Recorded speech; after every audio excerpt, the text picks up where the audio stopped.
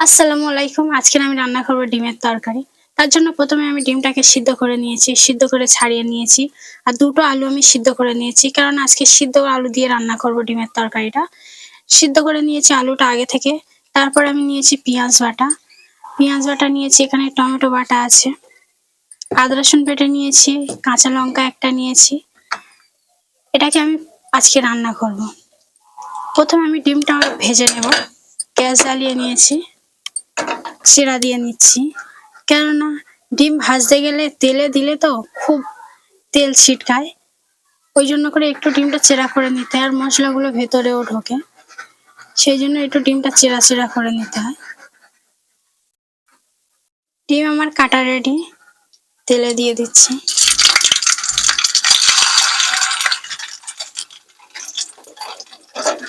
আর অল্প করে হলুদের গুঁড়ো দিচ্ছি।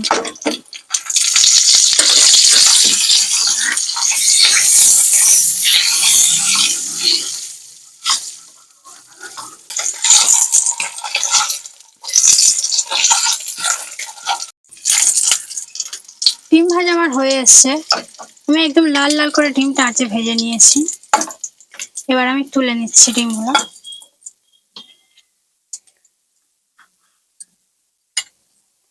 এই তেলেতে আমি দিয়ে দিচ্ছি পেঁয়াজ বাটাটা।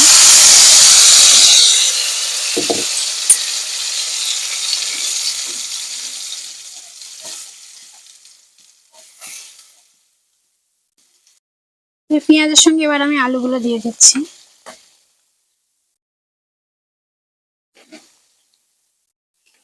আলুগুলোকে আমি একটু ছেনে নেব।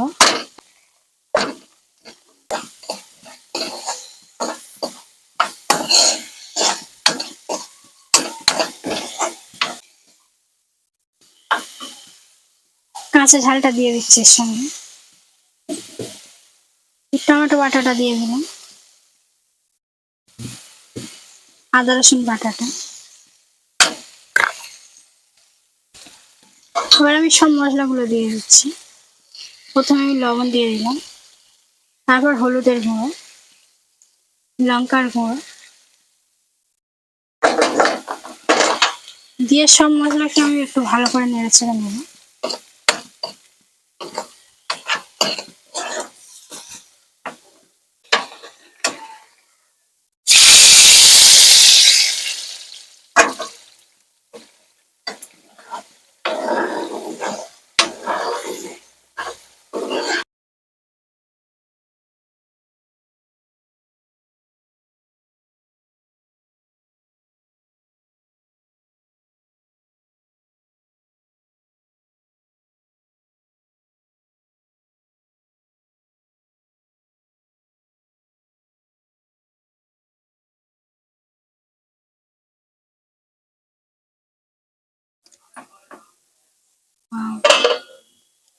তরকারি আমার রান্না কমপ্লিট।